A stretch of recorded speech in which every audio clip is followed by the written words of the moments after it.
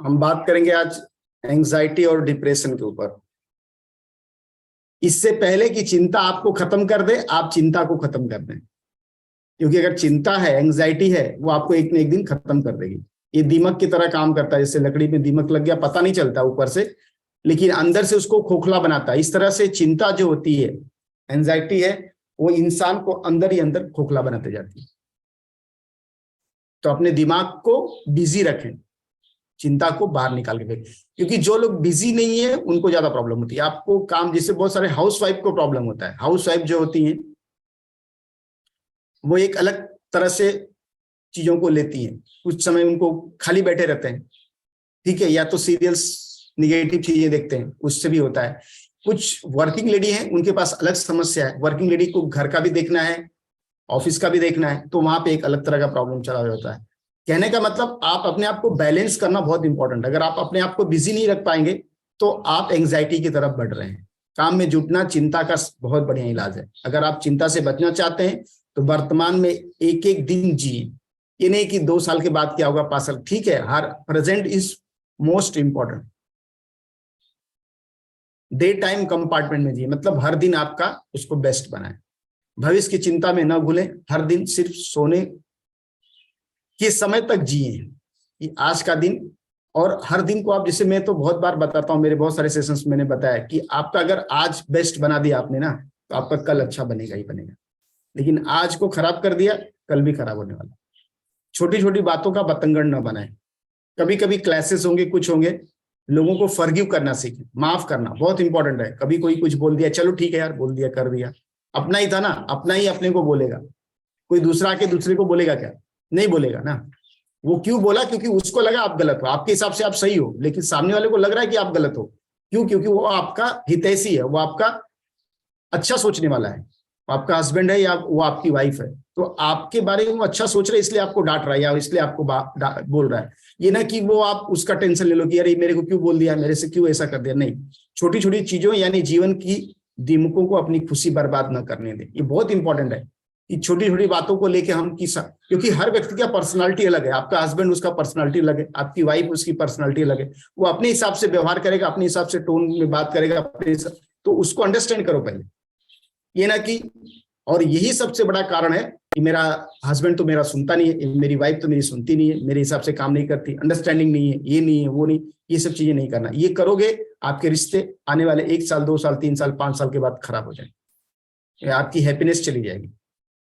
अपनी चिंताओं को जीतने के लिए औसत के नियम का प्रयोग। खुद से पूछें, इस बात के होने की कितनी संभावना है। इसका मतलब क्या हुआ कि अगर कोई भी चीज किसी ने बोला, अगर मैंने उसको एक्सेप्ट कर लिया और उसको रिजेक्ट कर लिया, दोनों में किसमें मेरे बेनिफिट है? किसी ने मेरे को करेक्ट करने की कोशिश की, मैं गलत नहीं भी हूं, अगर मैंने बोला हाँ ठीक है, मैं इसको ठीक कर लूंगा, नहीं ऐसे कर लूंगा, तो वो बेटर है। मैं नहीं नहीं नहीं, मैं अपने आप को 2 घंटा साबित करने में लगा दूं कि नहीं नहीं नहीं, तुम गलत हो, मैं सही हूं। कौन सा बेटर है? देखिए क्या है ना, आपके लाइफ में पॉजिटिव निगेटिव दोनों होगा। अगर दिन हो रहा है तो रात तो होना है। अगर अच्छा है, बढ़िया चीज है, तो आपको निगेटिव को भी एक्सेप्ट करना चाहिए। इसके लिए आप तैयार रहो। आपका हस्बैंड हमेशा पॉजिटिव नहीं बोलेगा या आपकी वाइफ हमेशा पॉजिटिव नहीं बोलेगी, कभी तो कुछ गलतियां उससे भी हो जाएंगी। इससे पहले कि चिंता आपको खत्म कर दे, आप चिंता को खत्म कर दें। तो उसमें देखिए, सपोर्ट करना बहुत इंपॉर्टेंट है। अगर आप जानते हैं कि किसी परिस्थिति को बदलना या सुधारना संभव नहीं है, तो खुद से कहें यह हो चुकी है, यह बदल नहीं सकती। अगर कोई गलती हो गई, एक कांच का गिलास था, किसी ने तोड़ दिया, अब उसको जोड़ सकते हो आप? नहीं।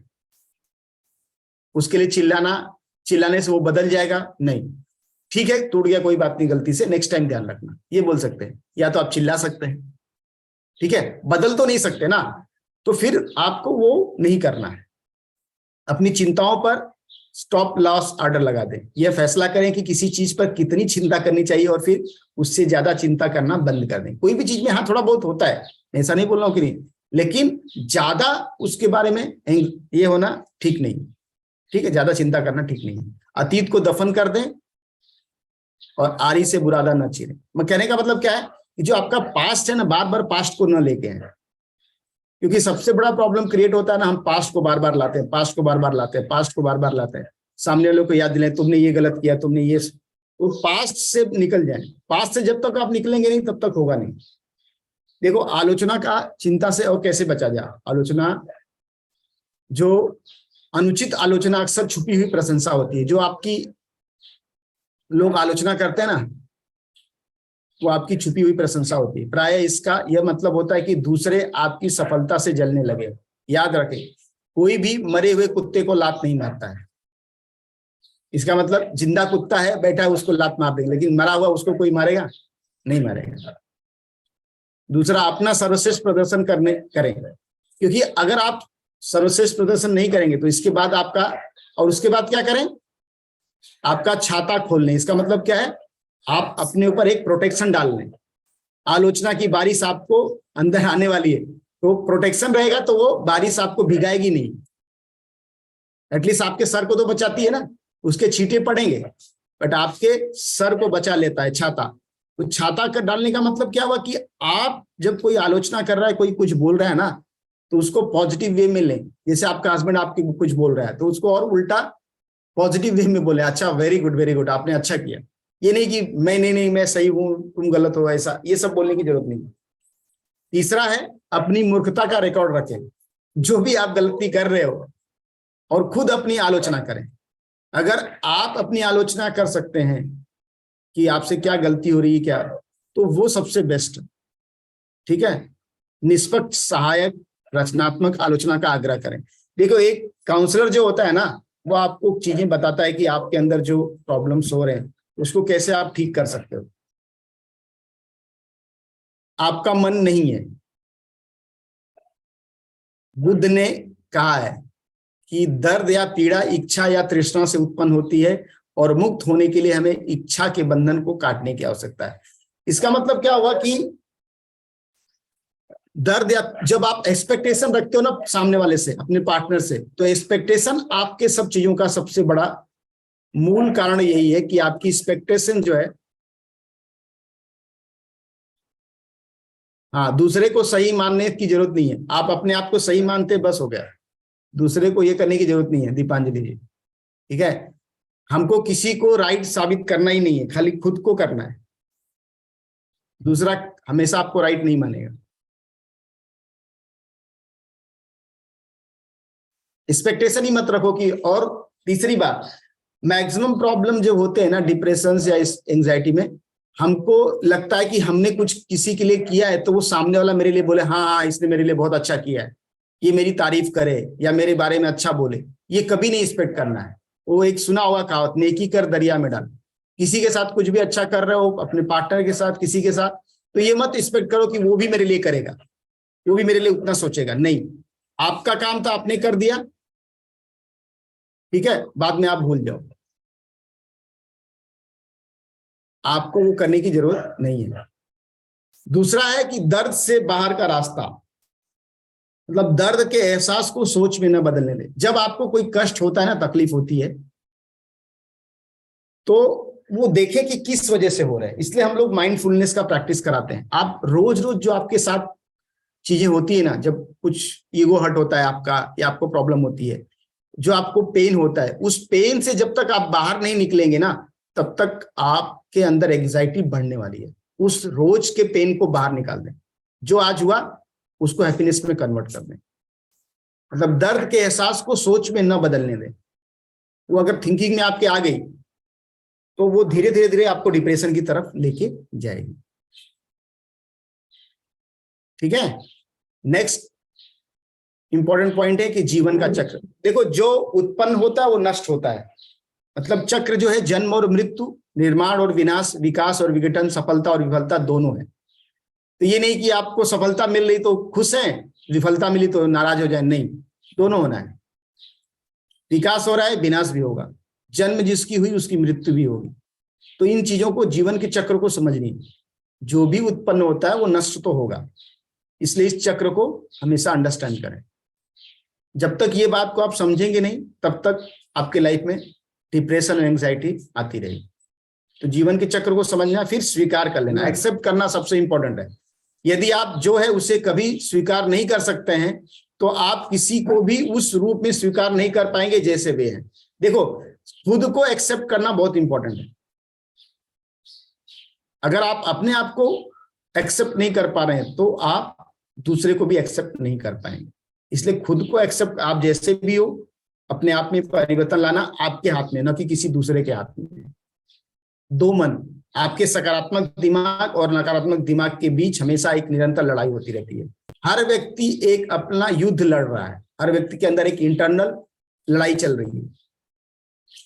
ठीक है, आप जिस मन को खिलाते हैं उसे आप शक्ति देते हैं। अगर आप अपने निगेटिव मन को रोज बोलेंगे कि ये हो रहा है, तो वो आपको निगेटिव ही देगा। अगर आप अपने पॉजिटिव मन को बोल रहे हैं कि ये सब एक दिन ठीक हो जाएगा, तो ठीक हो जाएगा, क्योंकि आप बोल रहे हो, सोच रहे हो, तो उसका रास्ता कोई ना कोई काउंसलिंग मिलेगा, कोई ना कोई आपको चीज मिलेगी जिससे आपकी चीजें बदल जाएंगी। तो आपको किसको खुराक देना है, पॉजिटिव को कि निगेटिव को? कितने लोग हैं जो पॉजिटिव को खुराक देने के लिए तैयार है? देखिए, अगर आप पॉजिटिव को खुराक देने के लिए तैयार हैं, तो जो भी आपको बता जा रहा है ना, फिर आप उसको लेके मत बैठो कि अरे मेरे साथ तो सर ऐसा हो गया, मेरे इसने ऐसा किया, उसने ऐसा किया, हस्बैंड ने ये किया, वाइफ ने किया। नहीं, आपको पॉजिटिव पे फोकस रखना है, क्योंकि अगर आपके लाइफ में आपको पॉजिटिव चाहिए तो फोकस पॉजिटिव। जो निगेटिव हो गया वो क्यों हो गया? क्योंकि आपका फोकस पहले नहीं था। लेकिन अगर आपको अब पता चल गया तो अब आपको ज्यादातर फोकस, निगेटिव आएगा, ऐसा नहीं कि निगेटिव नहीं आएगा, लेकिन ज्यादातर आपको पॉजिटिव पे रखना है। दुख सुख से परे, मतलब उच्च दृष्टिकोण से देखा जाए तो स्थितियां हमेशा सकारात्मक होती हैं। जितना अधिक आप चीजों के माध्यम से खुशी की तलाश करेंगे, आंतरिक शांति आपसे दूर होगी। हर चीजों में पॉजिटिव या नेगेटिव होगा, हर चीजों में।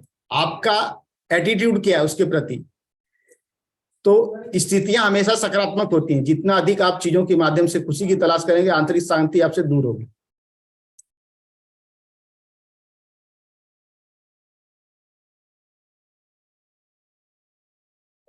तो दुख सुख से परे, मतलब उच्च दृष्टिकोण से देखा जाए, इसका मतलब क्या हुआ कि आपको परिस्थितियां कोई भी हो जाएं, आप चाहें तो उसको खुशी में बदल सकते हैं। कब? जब आप उसकी तलाश करेंगे। और ये शुरुआत कहां से होगा? आपके इंटरनल पीस से चालू होगा। अगर आपके अंदर इंटरनल पीस नहीं है और उसके लिए आप काम नहीं कर रहे हो, तो आपको वो नहीं मिलेगा। इसके लिए आपको मेडिटेशन सिखाया जा रहा है। इसके लिए हम लोग बोलते हैं कि आप माइंडफुलनेस कीजिए, बिकॉज इंटरनल पीस जब आपको अंदर से आएगी, तब चीजों को बदलने के बारे में आपकी सोच बनेगी, तब आप जो चीजें करेंगे उसका रिजल्ट भी आपको आएगा। क्या इसका इलाज क्या है? कि एंटी डिप्रेशन आप दवाइयां लीजिए, सीबीटी थेरेपी है, या काउंसलिंग कीजिए। ये तीनों तरीका है। ठीक है, ABCDE लिखा है ना, activating event, believe, consequences, disputation, effect, result. ये जो चीजें हैं ना, देखो, डिप्रेशन की दवाइयां लेना ये आपका सबसे शॉर्टकट तरीका है, लेकिन दवाइयां जो होती हैं,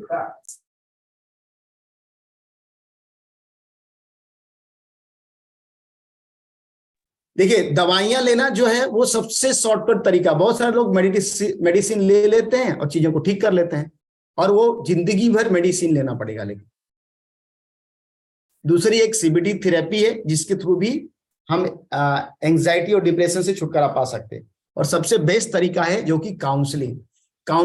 जो काउंसलर होता है वो अगर आपको इमोशनली, मेंटली, फिजिकली तीनों तरह से बैलेंस करके देगा। मेडिसिन आपको एक पार्ट ठीक करके देगी, थेरेपी भी आपको कुछ 1-2 पार्ट, लेकिन जो काउंसलिंग है वो तीनों आपके लेवल को ठीक करके देगा। तो सबसे बेस्ट जो है वो काउंसलिंग। बाकी आपकी मर्जी, आपको जो करना उससे, इससे बाहर आने के लिए वो आप कर सकते हैं। तरीका 3 है। ठीक है, तो आप क्या कर सकते हैं?